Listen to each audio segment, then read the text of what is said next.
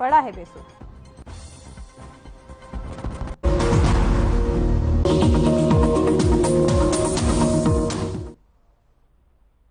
नमस्कार, बहुत स्वागत है आप सभी का हर खबर हरियाणा में। मैं आपके साथ अस्मिता दुबे। खबरों की शुरुआत इस वक्त की बड़ी खबर के साथ करेंगे, जहां रेवाड़ी से बड़ी खबर आ रही है। जेल एसपी को गिरफ्तार करने विजिलेंस टीम पहुंची है। टीम ने एसपी के घर को चारों तरफ से घेरा है। और बता दें, नारनौल जेल वार्डन से 1 लाख रिश्वत मामले में कार्रवाई की गई है। और आपको बता दें कि थोड़ी देर में हो सकती है एसपी की गिरफ्तारी। बड़ी जानकारी आपको दे रहे हैं, जहां रेवाड़ी से बड़ी खबर है। जेल एसपी को गिरफ्तार करने विजिलेंस टीम पहुंची है और टीम ने एसपी के घर को चारों तरफ से घेर लिया है।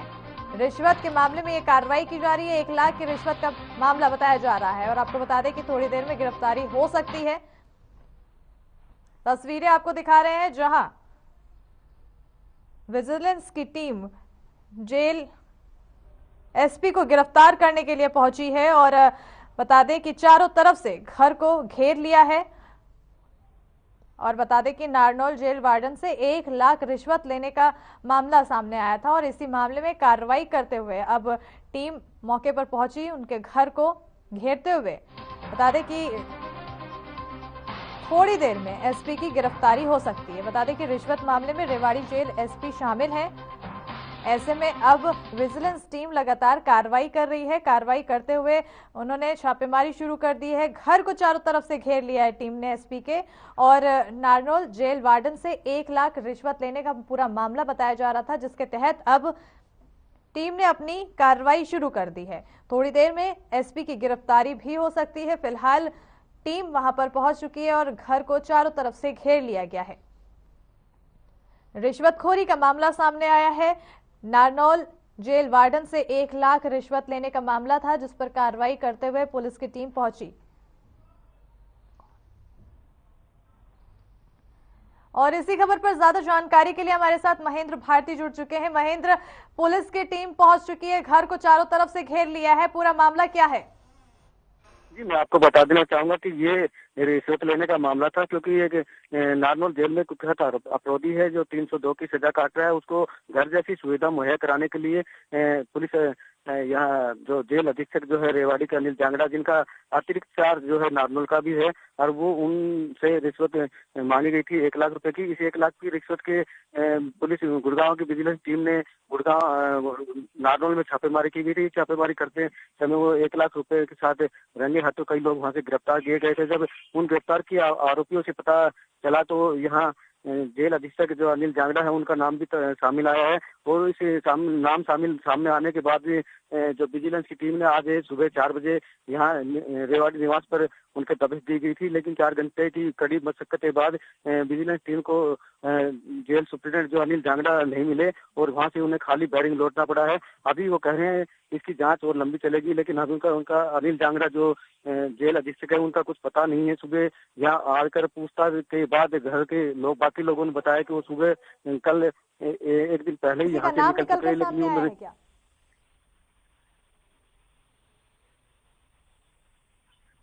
महेंद्र, रेवाड़ी जेल एसपी का नाम शामिल आया है, इस पूरे मामले में नाम आया है। अब और किन किन लोगों का इस रिश्वतखोरी के मामले में नाम सामने आया है? कहां कहां कार्रवाई पुलिस द्वारा की जाएगी? और देखिए, इस मामले में अभी डिप्टी जो जेल अधीक्षक हैं जो नारनौल पोस्ट पे हैं उड़ा, उनका भी नाम आया है, तो उनसे भी पूछताछ की जानी है। और यहाँ भी वो कह रहे हैं अभी हम जा रहे हैं, लेकिन फिर लौट के फिर आएंगे। और जब तक इनसे हम पूछताछ के लिए हिरासत में नहीं लेंगे, पूछताछ करने के बाद ही कह पाएंगे कि अनिल जांगड़ा जो जेल सुप्रीडेंट रेवाड़ी हैं, उनको किस तरह की उसमें धारा में रखा जाएगा या नहीं रखा जाएगा।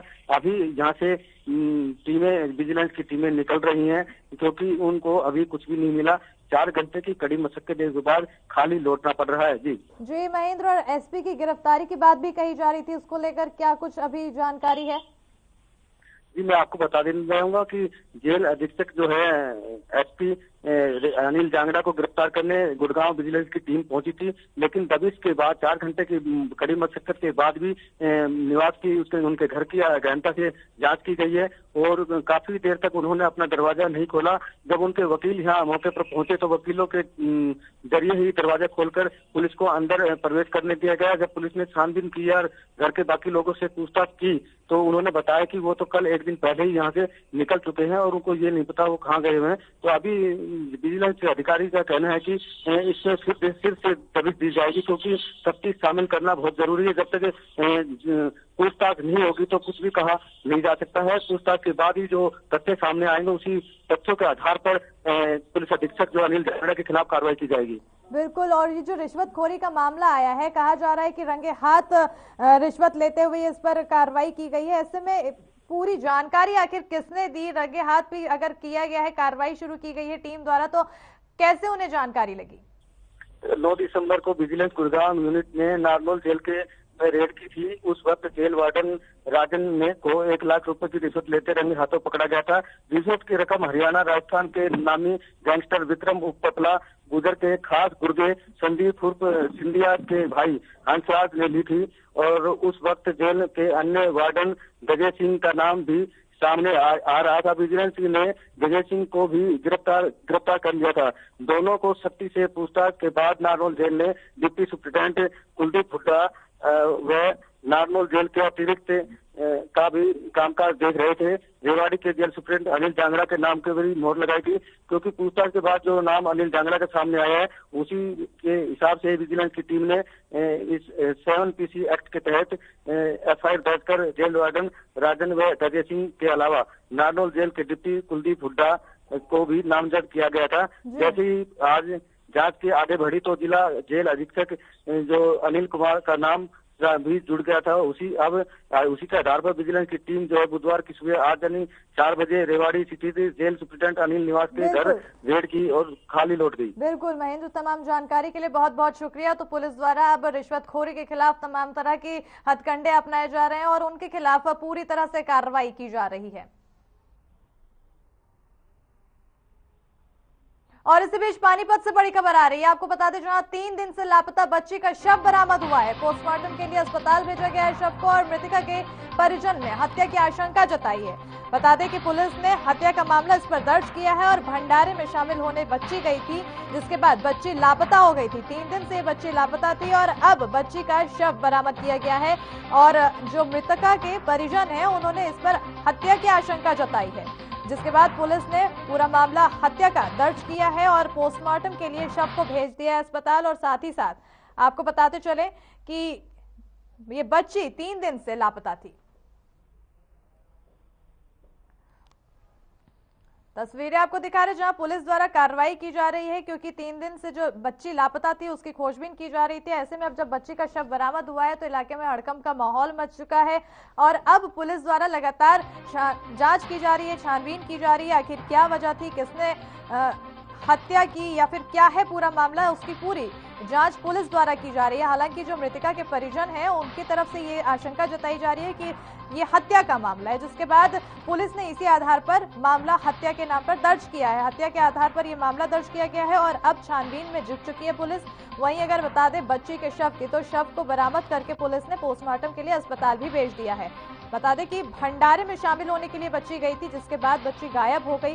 3 दिन से लापता थी, जिसके बाद से परिजन परेशान थे और बच्ची की खोजबीन में जुटे हुए थे, मगर अब बच्ची का शव बरामद हुआ है। पानीपत से बड़ी जानकारी आपको दे रहे हैं, जहां शव मिलने के बाद से ही परिजनों में दुख का माहौल है। वहीं परिजनों ने इस पर हत्या की आशंका जताई है।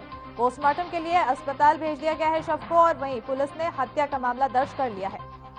बड़ी जानकारी आपको पानीपत से दे रहे हैं, जहां पर 3 दिन से लापता बच्ची का शव बरामद हुआ है।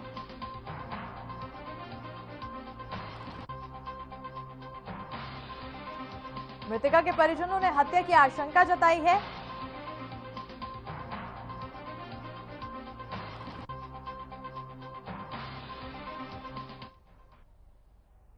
और इसी बीच रतिया से बड़ी खबर आ रही है आपको, जहां बता दें सीआई पुलिस ने बड़ी कार्रवाई की है। रतिया से बड़ी जानकारी आपको बता रहे हैं, सीआई पुलिस ने कार्रवाई की है। कार्रवाई के तहत आपको बता दें कि मुखबिर की सूचना पर सीआई पुलिस ने छापेमारी की थी और बड़ी कार्रवाई पुलिस द्वारा की गई थी, जहां ब्रह्माणवाला गांव में आपको बता दें भारी मात्रा में चूरा पोस्त बरामद किया गया है। 82 किलो चूरा पोस्त बरामद किया गया है और मुखबिर की सूचना के आधार पर छापेमारी की गई थी। बड़ी जानकारी आपको रतिया से बता रहे हैं, जहां सीआईए पुलिस की बड़ी कार्रवाई की गई है। ब्रह्माणवाला गांव में छापेमारी की गई है, जहां से आपको बता दें कि भारी मात्रा में चूरा बरामद किया, 82 किलो चूरा पोस्त बरामद किया गया है। पूरी छापेमारी की कार्रवाई मुखबिर की सूचना के आधार पर की गई है। बड़ी जानकारी आपको बता रहे रतिया से, यहां पर चूरा पोस्त बरामद किया है भारी मात्रा में और आपको बता दें कि 82 किलो चूरा पोस्त को बरामद किया गया है।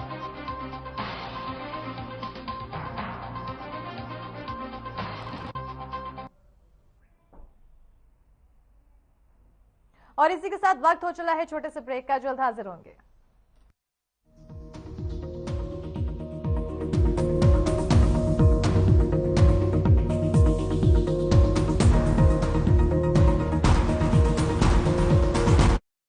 ले आइए उक्काया होम इन्वर्टर बैटरी। इसकी एडवांस ट्यूबुलर टेक्नोलॉजी देती है quick recharge and longer backup.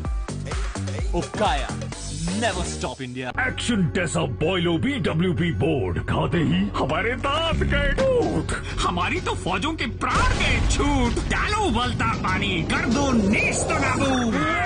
Termite proof, border proof, fire retardant, extra tough and for the first time in the world, boiling waterproof. Action Tesa Boilo, सबसे मजबूत। निरमा शुद्ध नमक कहीं से खरीद के रिफाइन किया गया नमक नहीं, ये पानी से पैक तक का सफर तय करता है। निरमा के अपने 30,000 एकड़ के प्लांट में आधुनिक वैक्यूम इवेपोरेशन मेथड से, इसलिए इसमें अशुद्धि। पंजाब है जसप्रीत का ठिकाना, मुंबई है आदर्श का आशियाना, केरल का गोविंदन निवासी, कोलकाता में जन्मे है काशी। हर हिंदुस्तानी की शान, ARB बियरिंग्स जोड़े सारा हिंदुस्तान।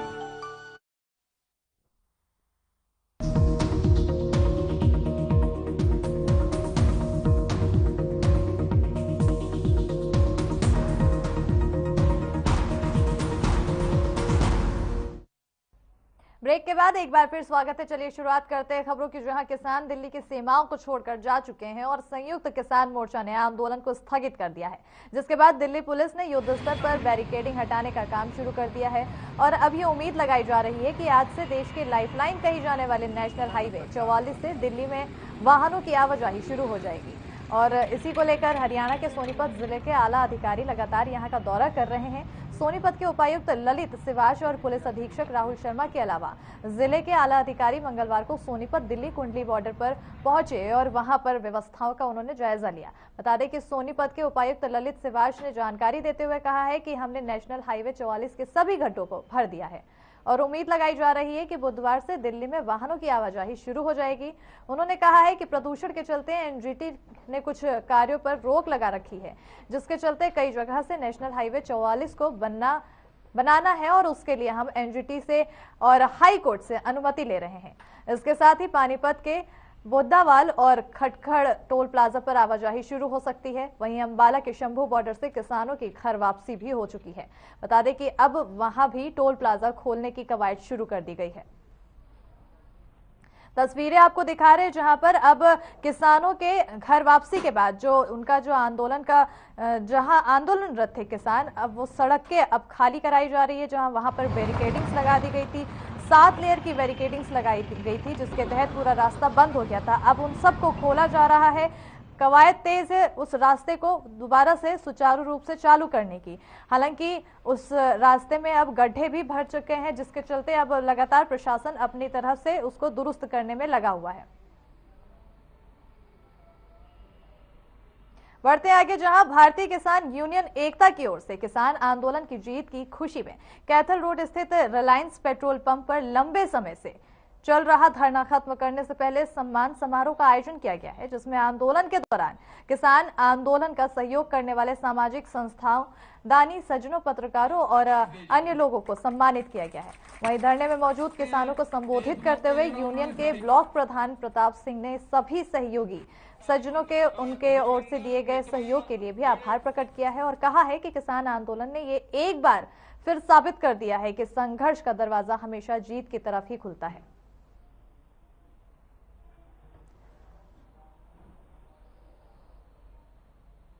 अब खबर सिरसा से है, जहां मंगलवार देर शाम ट्रैफिक पुलिस ने आपको बता दें कि अभियान चलाया है और जिसके चलते बरनाला रोड पर सड़क पर खड़ी कारों के व्हील लॉकर चालान काटा है। और आपको बता दें कि जुर्माने की राशि भी वसूली गई है और वहीं उसी के साथ ट्रैफिक पुलिस नेमंग नाम रोक एक नए तरीके से पीली लाइन से बाहर खड़ी गाड़ियों के चालान काटे हैं। बता दें कि पुलिस ने यह चालानी कार्रवाई पुलिस अधीक्षक अर्पित जैन के निर्देश में की है।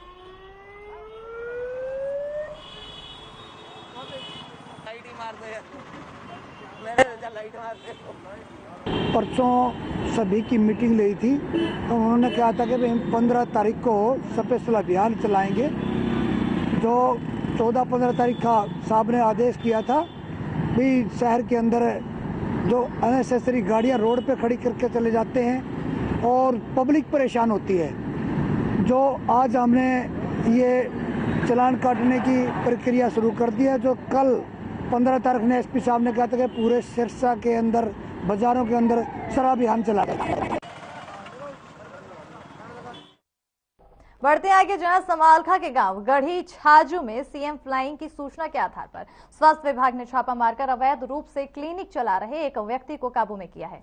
अस्पताल के एसएमओ संजय अंतिल ने जानकारी देते हुए इस पर बताया है कि सीएम फ्लाइंग को शिकायत भेजकर जानकारी दी गई थी कि गांव में एक व्यक्ति अवैध रूप से क्लिनिक चला रहा है और अवैध रूप से प्रतिबंधित दवाइयां भी अपने घर में रख रहा है। जिसके बाद सीएम फ्लाइंग ने स्वास्थ्य विभाग को जानकारी दी और स्वास्थ्य विभाग ने अवैध रूप से चल रहे छापा भी मारा है। वहीं आपको बता दें कि मौके से काफी मात्रा में प्रतिबंधित दवाइयां और उपकरण बरामद किए गए हैं और स्वास्थ्य विभाग की टीम ने अवैध रूप से क्लिनिक चला रहे व्यक्ति को समालखा पुलिस के हवाले कर दिया है।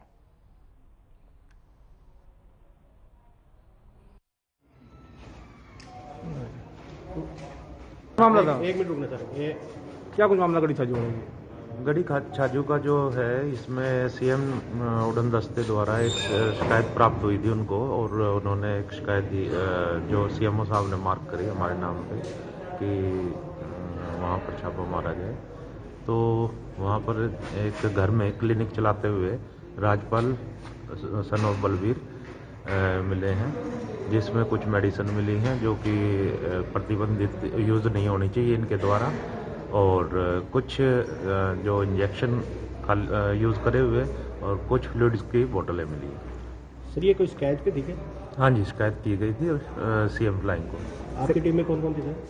डॉक्टर पवन और समालखा थाने से पुलिस कर्मचारी। तो कोई दस्तावेज मिले इसके पास? नहीं, कोई दस्तावेज नहीं मिला। लाइसेंस? कोई लाइसेंस नहीं है, कोई दस्तावेज नहीं है इनके पास। मेडिसिन का कोई बिल नहीं है। आगामी क्या कार्रवाई रहेगी सर आपकी तरफ से? हमने पुलिस को शिकायत दे दी है, आगे पुलिस इस पर कार्रवाई करेगी, जो भी उचित कार्रवाई होगी। क्या कुछ मामला है? आज हमारे पास से अपनी सीएम फ्लाइंग और अपने डॉक्टर की टीम ने रेड करी थी गढ़ी छाजू गांव में, जहां से उन्होंने एक व्यक्ति जो इलीगल तौर पे विदाउट लाइसेंस दवाई और इलाज करता रहा था लोगों का, तो उसके बाद में सूचना प्राप्त हुई और उन्होंने वहाँ रेड करने के बाद उन्होंने उसको पकड़ा दवाई के साथ और उसको और हमारे हैंड ओवर किया, जिसकी आगे कार्रवाई अमल में लाई जा रही।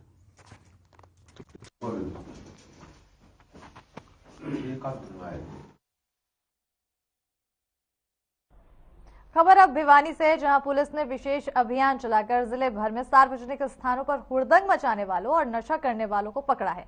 इस दौरान भिवानी में डीएसपी हेडक्वार्टर के नेतृत्व में पुलिस ने अलग अलग जगहों पर सर्च अभियान चलाया है और कई लोगों को हिरासत में भी लिया है। वहीं पुलिस ने कहा है कि पार्कों में और अन्य सार्वजनिक स्थानों में कई बार बदमाशों की शिकायत मिलती है और इसी को देखते हुए जिले भर की पुलिस ने यह अभियान चलाया है। आपको बताते चले कि कुछ लोग गाड़ियों में बैठकर शराब पीते हैं और ऐसे लोगों को अब पकड़ा जा रहा है। वहीं आपको बता दें कि पुलिस ने यह भी कहा है कि बदमाशों को काबू में करने के लिए यह अभियान लगातार जारी रहेगा।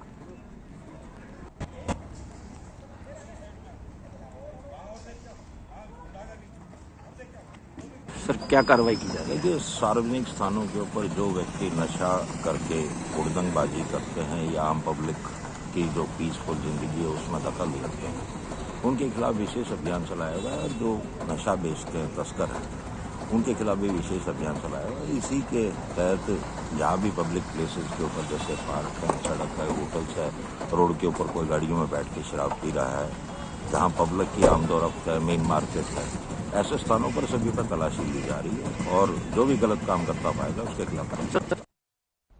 झज्जर में पुलिस की विशेष टीम को बड़ी कामयाबी मिली है। बता दें कि पुलिस की ओर से की गई छापेमारी में मादक पदार्थों के अवैध धंधे में लिप्त 11 आरोपियों को पकड़ा गया है। वहीं पुलिस अधीक्षक झज्जर वसीम अकरम के नेतृत्व में चलाए गए विशेष सर्च के अभियान के जरिए आपको बता दें कि पुलिस को 16 टीमों ने जिले भर के 168 संदिग्ध स्थानों पर छापेमारी कार्रवाई की है। बता दें कि आरोपियों को काबू में किया गया है और अभियान के जरिए अलग अलग जगहों पर विशेष पुलिस पार्टियों का तैनात करके संदिग्ध व्यक्तियों की जांच पड़ताल की गई है। इसी के साथ ही पुलिस अधीक्षक ने बताया है कि रोहतक रेंज संदीप खेरवार IPS के दिशा निर्देश के अनुसार काम कर रहे हैं और झज्जर पुलिस की ओर से विशेष सर्च अभियान भी चलाया गया है। अभियान के दौरान मादक पदार्थों के अवैध धंधे में शामिल संदिग्ध व्यक्तियों की जांच पड़ताल की गई है।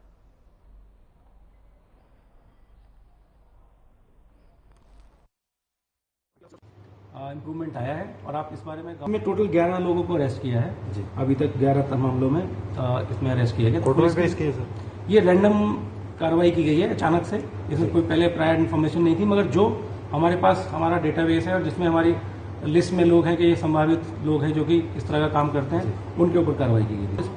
इस चीज़ से पीड़ित हैं जिनके परिवार में या तो नशे की आदत या नशे की बीमारी से ग्रस्त लोग हैं, अगर वो परिवार सफ़र कर रहा है तो आगे समाज में कोई और इससे ग्रस्त ना हो, इस संबंध में उनके पास जो भी जानकारी हो वो अपनी जानकारी को गुप्त रखते हुए इस जानकारी को हमसे साझा करें ताकि हम इस चीज़ पर कार्रवाई कर सकें।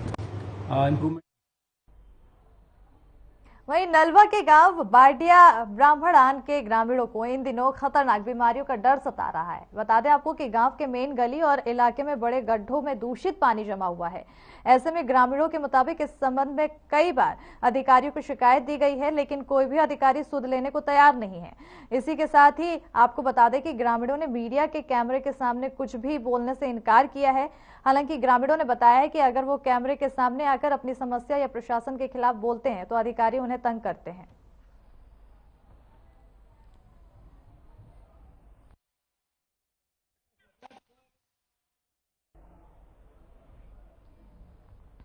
कुरुक्षेत्र के ज्योतिषर की पावन धरा पर हरियाणा के राज्यपाल बंडारू दत्तात्रेय और केंद्रीय संस्कृति और पर्यटन मंत्री किशन रेड्डी ने गीता पूजन किया है। इसके साथ ही बता दें कि हवन यज्ञ में मंत्रोच्चारण के बीच पूर्ण आहुति डाली है।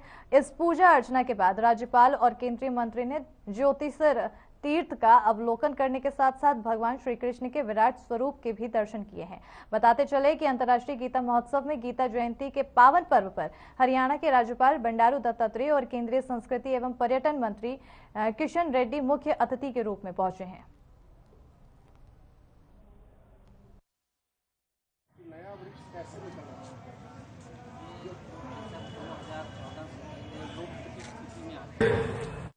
बढ़ते हैं आगे, जहां यासीन मेव डिग्री कॉलेज में चल रहे 3 दिवसीय गीता जयंती समारोह का श्री राधा कृष्ण मंदिर ग्राम सिंगार में महाआरती के साथ समापन हुआ है। बता दें कि श्लोकचारण, योग साधना, सांस्कृतिक कार्यक्रम, गीता संवाद, हरियाणवी लोक नृत्य, नगर शोभा यात्रा से आमजन को गीता का संदेश दिया गया है। डीसी कैप्टन शक्ति सिंह ने कहा है कि प्रत्येक नागरिक को अपने जीवन में गीता का अध्ययन जरूर करना चाहिए। इसी के साथ ही गीता का अध्ययन करके व्यक्ति इसके मर्म और महत्व को समझ सकता है।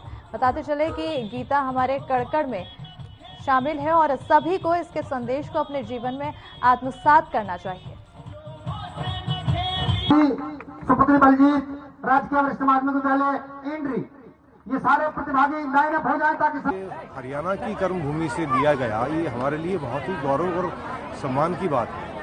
तो मैं तो यही चाहूँगा कि इस कार्यक्रम के जरिए, इस आयोजन के जरिए हमें पहले तो खुद को याद कराते हैं कि हमारी भूमि कितने महान ग्रंथ का सृजन हुआ हमारी स्टेट में, राज्य में।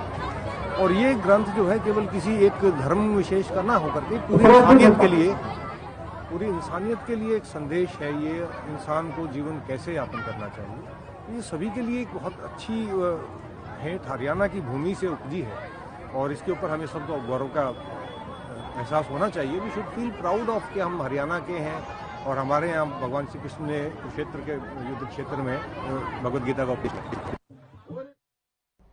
भिवानी में अंतर्राष्ट्रीय गीता जयंती के समापन समारोह स्थानीय किरोड़ीमल पार्क में आयोजित किया गया है और आपको बता दें कि कार्यक्रम में मुख्य अतिथि विधायक घनश्याम सर्राफ ने कहा है कि गीता अब बच्चों को पाठ्यक्रम में पढ़ाई जाएगी, जिससे बच्चों में और अधिक अच्छे संस्कार पैदा होंगे कि आने वाले समय में अब विकास के कार्य भी तेजी पकड़ेंगे और इसी के साथ ही अब प्रदेश में और विकास होगा।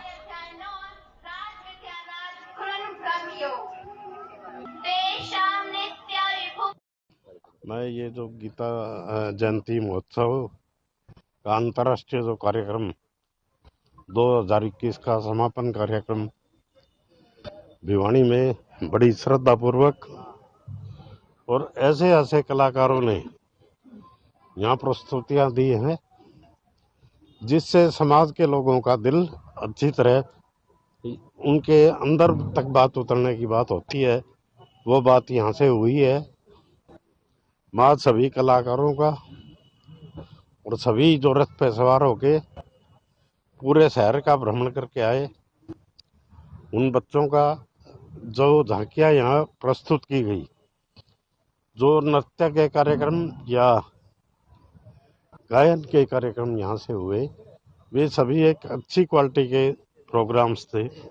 और मैं इन आदमियों को जिन्होंने गीता लिखी है, 18 बच्चियों ने 18 अध्याय लिख के अलग अलग रूप से उनको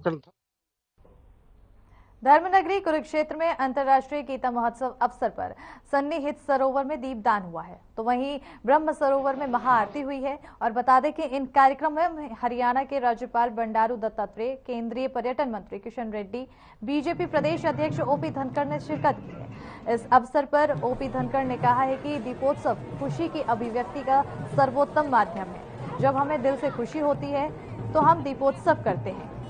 और इसी के साथ ही उन्होंने कहा है कि गीता अध्ययन का विषय नहीं है, जीवन में आत्मसात करने का विषय है। गीता से हमें जानकारी मिलती है कि भगवान श्री कृष्ण का जीवन भी संघर्ष में रहा और गीता हमें संघर्षों से निकलने का मार्गदर्शन भी कराती है।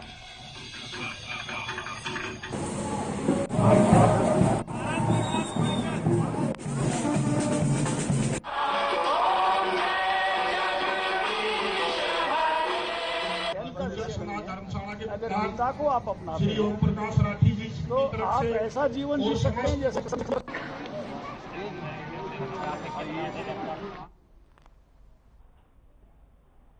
खबरों में आगे बढ़ते हैं, जहां कुरुक्षेत्र में गीता शोभा यात्रा निकाला गया है और आपको बता दें कि ये शोभा यात्रा नगर में ब्रह्म सरोवर के चारों ओर परिक्रमा करते हुए जयराम विद्यापीठ में आकर समापन हुई है। और बताते चले कि कोरोना के नियमों का भी इस दौरान पूरी तरह से पालन किया गया है।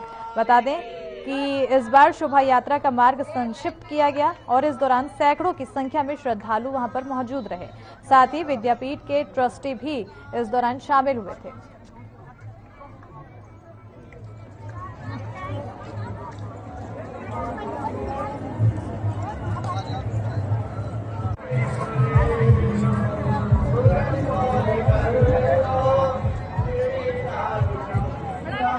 सैकड़ों की संख्या में श्रद्धालु मौजूद हुए हैं। भीड़ देख के आप अंदाजा लगा सकते हैं कि वहां पर लोगों की कितनी ज्यादा संलिप्तता दिखाई दी। और अब खबर समालखा के मानना से है, जहां पर आपको बताते हैं कि 2 दिन पहले लापता हुई लड़की का शव झाड़ियों में मिला है।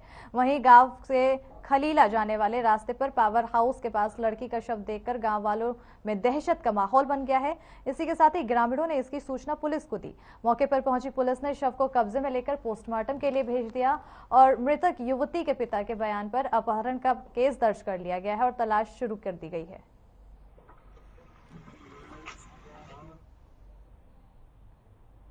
और इसी के साथ खबरों में फिलहाल इतना ही। देखते रहिए हर खबर हरियाणा। नमस्कार।